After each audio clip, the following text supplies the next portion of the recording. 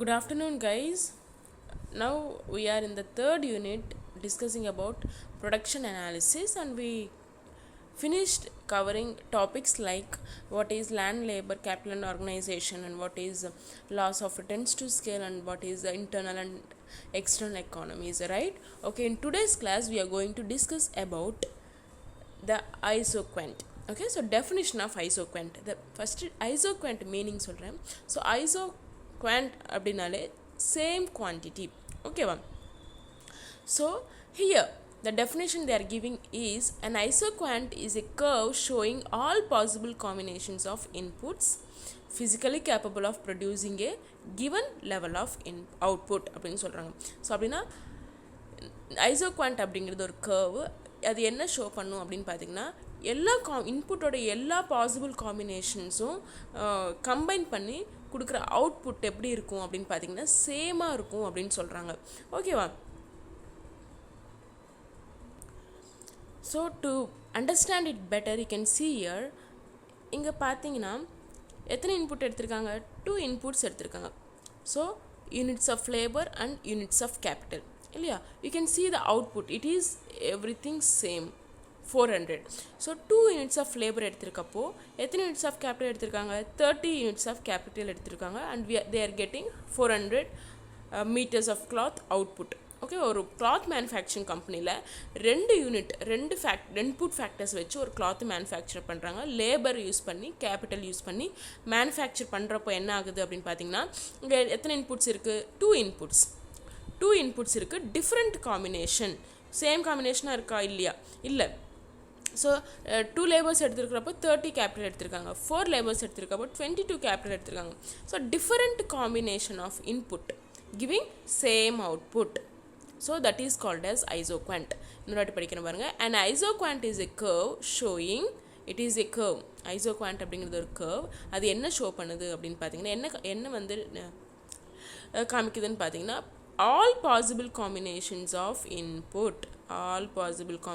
of input giving same output. Okay, so this is called as isoquant. And coming to few assumptions of isoquants. Okay, so என்னென்ன assume பண்ணியிருக்காங்க அப்படின்னு பார்த்தீங்கன்னா first என்ன அப்படின்னு பார்த்தீங்கன்னா only 2 factors are used to produce a commodity. First assumption என்னென்னு பார்த்தீங்கன்னா எந்த ஒரு அவுட்புட் ப்ரொடியூஸ் பண்ணணுனாலும் 2 ஃபேக்டர்ஸ் மட்டும் 2 யூனிட்ஸ் ஆஃப் ஃபேக்டர் மட்டும்தான் எடுத்துக்கணும் அப்படின்னு ஒரு அஸ்யூம் பண்ணியிருக்காங்க. இங்கே நான் கிளாத் மேனுஃபேக்சரில் லேபரும் கேபிட்டல் மட்டும் எடுத்துக்கிட்ட மாதிரி எதாக இருந்தாலும் எது ப்ரொடியூஸ் பண்ணாலும் 2 மட்டும்தான் எடுத்துக்கணும். இன்புட் 2 இன்புட்ஸ் ஒன்லி அலோட் அப்படிங்கிறத ஒரு அசம்ஷன் பண்ணியிருக்காங்க. அதுதான் first one. And factors of production can be divided into small parts. Okay, so small parts are divide பண்ணிக்கலாம் நம்ம factors of production அப்படிங்கிற ஒரு assumption. அதுதான் second one. And third one வந்து technique of production is constant. Okay, technique எப்படி இருக்கும்? கான்ஸ்டண்ட்டாக இருக்கும். அவங்க யூஸ் பண்ணுற டெக்னிக் வந்து ஒரு கிளாத் மேனுஃபேக்சர் பண்ணுறப்போ ஒரு டெக்னிக் ஃபஸ்ட்டு என்ன டெக்னிக் யூஸ் பண்ணுறாங்களோ த்ரூ அவுட் த ப்ராசஸ் அதே டெக்னிக் தான் யூஸ் பண்ணுவாங்க. தேர் won't be any change in the technique. அதுதான் third assumption. Okay, so coming to fourth one, the substitution between the 2 factors is technically possible. That is production function is of variable proportion type rather than fixed proportion அப்படின்னு சொல்கிறாங்க. இங்கே என்ன சொல்கிறாங்க அப்படின்னு பார்த்தீங்கன்னா substitution வந்து possible அப்படின்னு சொல்கிறாங்க. ஸோ என்ன சப்ஸ்டியூஷன்னா இங்கே 2 இன்புட்ஸ் எடுத்திருக்கோம் இல்லையா? ஸோ வந்து நமக்கு வந்து ஒவ்வொரு சுச்சுவேஷன் வந்து நிறைய லேபர் தேவைப்படும், கேபிட்டல் கொஞ்சம் கம்மியாக தேவைப்படும். அந்த மாதிரி சுச்சுவேஷனில் என்ன ஆகும்? நம்ம கேபிட்டல் கம்மி பண்ணிக்கிட்டு லேபர் இன்க்ரீஸ் பண்ணிக்கலாம். இங்கே என்ன பண்ணுறோம்? சப்ஸ்டியூட் பண்ணிக்கிறோம். அந்த ஒரு சான்ஸ் இருக்குது அப்படின்னு சொல்கிறாங்க. நம்ம கிட்ட கிடைக்கிற இன்புட்டை வந்து நம்ம சப்ஸ்டியூட் பண்ணி நம்ம வந்து அவுட்புட் ப்ரொடியூஸ் பண்ணுறதுக்கு யூஸ் பண்ணிக்கலாம்.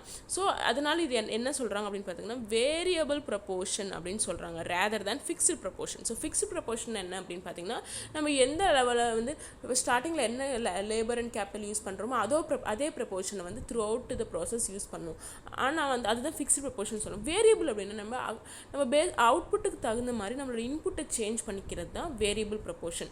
ஸோ அது வந்து இங்கே பாசிபிள் அப்படின்னு சொல்கிறாங்க. So that is the fourth point. And coming to fifth point, so நம்ம யூஸ் பண்ணுற டெக்னிக்கை வச்சு நம்ம மேக்ஸிமமாக எஃபிஷியன்சி மேக்ஸிமம் அவுட்புட் கொண்டு வர முடியும் அப்படிங்கிற ஒரு அசம்ஷன் பண்ணியிருக்காங்க. So these are the 5 proportions like 5 assumptions that are made in the isoquant. Okay, so coming to the next one, so we have already discussed here. இங்கே வந்து நம்ம in the tabular column they are taking combination A, B, C, D, E. Okay, totally they are taking 5 combinations. Okay, 5 combinations la one vandu units of labor, another one is units of capital. They are taking different 5 combinations of labor and capital, both are giving the same output அப்படிங்கறத இங்க describe பண்ணிருக்காங்க. And coming to isoquant curve, so what is isoquant curve? I'll tell you in short. Okay, this isoquant curve is very similar to the indifference curve. நம்ம indifference curve வந்து நம்ம already discuss பண்ணிட்டோம். once recall that indifference curve, இந்த topic வந்து நீங்கள் கேட்கறதுக்கு முன்னாடி ஒரு வாட்டி indifference curve படிச்சுட்டு வந்தீங்கன்னா நீங்கள் வந்து இது வந்து ரொம்பவே உங்களுக்கு ஈஸியாகவும் இருக்கும், நல்லா சீக்கிரமாகவும் புரியும். ஓகேவா? ஸோ isoquant வந்து it is capable of producing same level of output. Okay, capable of producing same level of output. Okay, so 2 inputs எடுத்துக்கிட்டோம்னா இப்போ வந்து இங்கே பார்த்தீங்கன்னா இந்த டேபிளர் காலம் தான் இங்கே கிராஃபாக ட்ரா பண்ணியிருக்காங்க. ஃபர்ஸ்ட் வந்து யூனிட்ஸ் ஆஃப் லேபர் வந்து 2 எடுத்திருக்காங்க அண்ட் யூனிட்ஸ் ஆஃப் கேபிட்டல் வந்து 30 எடுத்திருக்காங்க. ஓகேவா? ஸோ லேபர் வந்து ஒய் ஆக்சிஸ்லையும் கேபிட்டல் வந்து லேபர் வந்து எக்ஸ் ஆக்சிஸ்லையும் கேபிட்டல் வந்து ஒய் ஆக்சிஸ்லையும் ட்ரா பண்ணியிருக்காங்க. ஸோ லேபர் வந்து 2 எடுத்துக்கிறப்போ 30 வந்து எடுத்திருக்காங்க கேபிட்டல். அதே மாதிரி ஒவ்வொன்றா ப்ளாட் பண்ணிக்கோங்க. லேபர் எவ்வளோ எடுத்திருக்காங்க, அதே சமயத்தில் கேபிட்டல் எவ்வளோ எடுத்திருக்காங்க நீங்கள் வந்து ப்ளாட் பண்ணிக்கிட்டிங்கன்னா you will get a graph, you will get a curve. So அந்த கர்வோட அவுட்புட் என்ன? Total output will be 400. இல்லை, டோட்டலாக வந்து எந்த இன்புட் எந்த காம்பினேஷன் எடுத்திருந்தாலும் என்ன வருது? 400 தான் அவுட்புட் வருது. ஜஸ்ட் அது மட்டும் தான் ஷோ பண்ணாங்க. It is very easy, you can understand it very easily. Okay, isoquant curve முடிஞ்சுது. ஐசோகுவாண்ட் மேப்னா என்ன அப்படின்னு பார்த்தீங்கன்னா நம்ம indifference map, indifference curve map உங்களுக்கு ஞாபகம் இருக்கும்னு நினைக்கிறேன். So different all the combinations of different curve வந்து டுகெதர் நம்ம வந்து என்னன்னு சொல்லுவோம்? ஐசோகுவாண்ட் மேப் அப்படின்னு சொல்லுவோம். It is the family of isoquant map.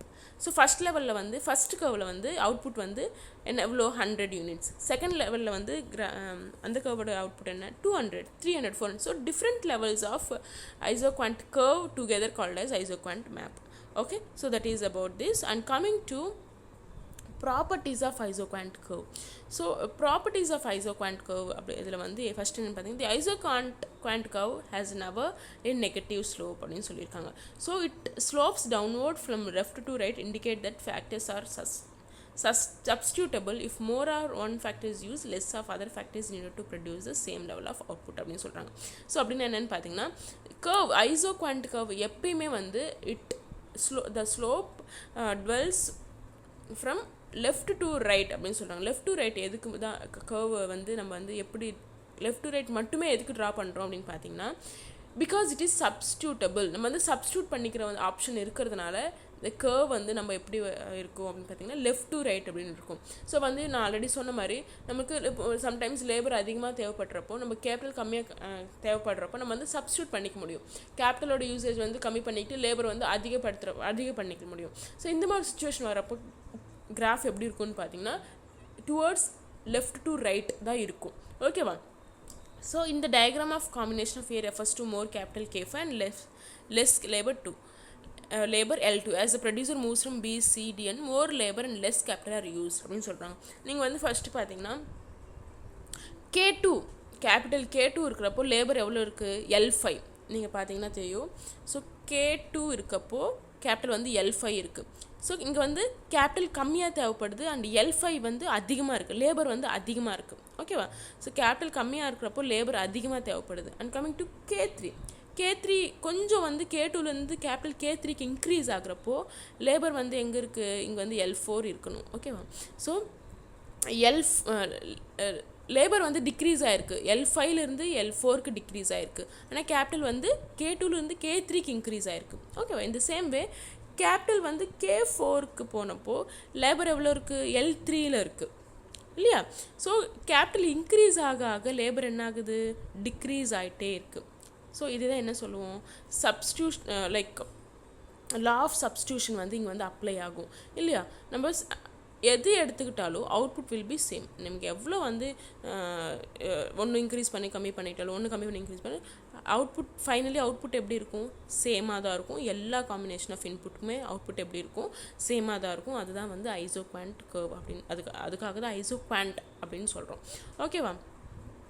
So in this graph what you understand is like, so ஒன்று வந்து இன்க்ரீஸ் ஆக ஆக வந்து இன்னொரு யூனிட் வந்து கம்மி ஆகிட்டே இருக்கும். ஃபைனலாக வந்து சேம் அவுட்புட் தான் கொடுக்கும் அப்படிங்கிறது வந்து இங்கே புரியணும். And at the same time இது எப்பயுமே நெகட்டிவ் ஆகாது அப்படின்னு சொல்கிறாங்க. நெகட்டிவ் எப்போ ஆகும் அப்படின்னு பார்த்தீங்கன்னா சப்ஸ்டியூஷன் இல்லாதப்போ, ஒன்றுக்கு ஒன்று சப்ஸ்டியூட் இல்லாதப்போ தான் நெகட்டிவ் ஆகும். ஸோ இது சப்ஸ்டியூஷன் இருக்கிறதுனால, சப்ஸ்டியூஷன் பாசிபிளாக இருக்கிறதுனால we can substitute one unit with other in order to produce the same level of output. Okay, so that is about this. And convex to the origin, so this explains the concept of diminishing marginal rate of substitution. For example, the capital substituted by 1 unit labor goes on decreasing when moved to top bottom. So if it is called as diminishing marginal rate of substitution, constant marginal rate of substitution. So in the concept என்ன explain பண்ணுது அப்படின்னு பார்த்தீங்கன்னா, diminishing marginal rate of substitution. Okay, so diminishing marginal rate of சப்ஸ்டியூஷனில் வந்து 3 types இருக்குது. அது என்னென்னு பார்க்கலாம். Diminishing, constant and increasing. So marginal rate of சப்ஸ்டியூஷன்னா என்ன அப்படின்னு பார்த்தீங்கன்னா, நான் ஆல்ரெடி சொன்ன மாதிரி லைக் ஒரு யூனிட் அதிகமாகிறப்போ இன்னொரு யூனிட் கம்மியாகும், இன்னொரு யூனிட் கம்மியாகிறப்போ இன்னொரு யூனிட் அதிகமாகும். ஸோ இந்த ஒரு லெவலில் வந்து நம்ம 3 டைப்ஸாக வந்து இது பண்ணுவோம். ஒவ்வொரு வாட்டி சப்ஸ்டியூஷன் எப்படி இருக்கும்? டிமினிஷிங் ரேட்டில் இருக்கும், கம்மியாக வந்து சப்ஸ்டியூஷன் பண்ணுவோம். ஒன்று வந்து கான்ஸ்டண்ட்டாக இருக்கும். ஸோ ஃபஸ்ட்டு லெவலில் பண்ணுற ஒரு சப்ஸ்டியூஷன் தான் செகண்ட் லெவல்லையும் பண்ணுவோம், செகண்ட் லெவலில் பண்ணுறது தான் தேர்ட் லெவல்லையும் பண்ணுவோம். இந்த சப்ஸ்டியூஷன் லெவல் எப்படி இருக்கும்? கான்ஸ்டண்ட்டாக இருக்கும். அண்ட் தேர்ட் ஒன் என்ன அப்படின்னு பார்த்தீங்கன்னா increasing marginal rate of substitution. So substitution rate எப்படி இருக்கும்? இன்னும் இன்க்ரீசிங் மேனரில் இருக்கும். ஓகேவா? So these are the 3 types of substitution, marginal rate of substitution, and that is diminishing, constant and increasing. Okay, in the diminishing, the rate of substitution will be decreasing, and in constant the rate of substitution will be constant, and in increasing it will be in increasing manner. Substitution will be in a increasing manner. The final output will be same. Okay, so that is about this. And coming to non-intersection of isoquant curve. So நான் already சொன்ன மாதிரி இங்கே பார்த்தீங்களா, இங்கே வந்து this is not possible. So இந்த intersection அப்படிங்கிறது not possible in isoquant curve. So இந்த ஃபஸ்ட்டு கர்வ், இந்த ரெட் கர்வில் பார்த்தீங்கன்னா அதோட அவுட்புட் என்னென்னு எவ்வளோன்னு பார்த்தீங்கன்னா 300 யூனிட்ஸ் இல்லையா? So the second one blue கர்வில் பார்த்தீங்கன்னா the output is 100 யூனிட்ஸ் தான் இல்லையா? ஸோ இது வந்து இன்டர்செக்ட் ஆகிறப்ப என்ன ஆகும் அப்படின்னு பார்த்தீங்கன்னா, இன்டர்செக்ட் மீனிங்னா ஈக்குவல் இல்லையா, சேம்னு சொல்கிறோம். ஆனால் இங்கே சேம் ஆச்சுன்னா இங்கே அவுட்புட் எப்படி டிஃபர் ஆகும்? That is not possible. So if it is same, if both the curves are intersecting here, their output should be equal. So ஈக்குவலாக இருக்கணும், ரெண்டு கர்வோட அவுட்புட்டுமே ஈக்குவலாக இருக்கணும். But that is not possible since it is so intersection of curves is not possible in isoquant. Okay, so that is about this non-intersection of isoquant curves. And an upper isoquant represents higher level of output. நான் already சொன்ன மாதிரி எப்பயுமே curves மேலே அதிகமாக like increase ஆக the upper curve indicates the higher output and lower curve indicates the lesser output. So that is about this. And isoquant curve does not touch either x-axis or y-axis. Okay, so ரெண்டுமே touch ஆகாது அப்படின்னு சொல்கிறோம். So இப்போ வந்து இங்கே வந்து இந்த red line இங்கே டச் ஆயிருக்கு இல்லையா? இந்த ரெட் கர்வ் வந்து அங்கே டச் ஆயிருக்கு. It indicates that the labour or capital here is 0. So 0 எப்பயுமே ஆகாது. ஓகேவா?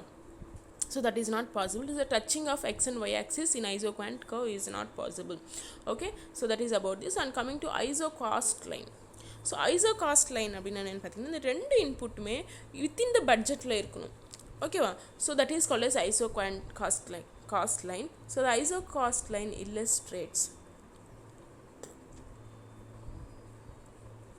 the isocost line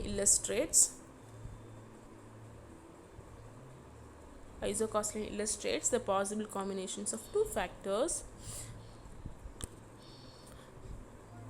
that can be used at a given cost for a given producer's budget.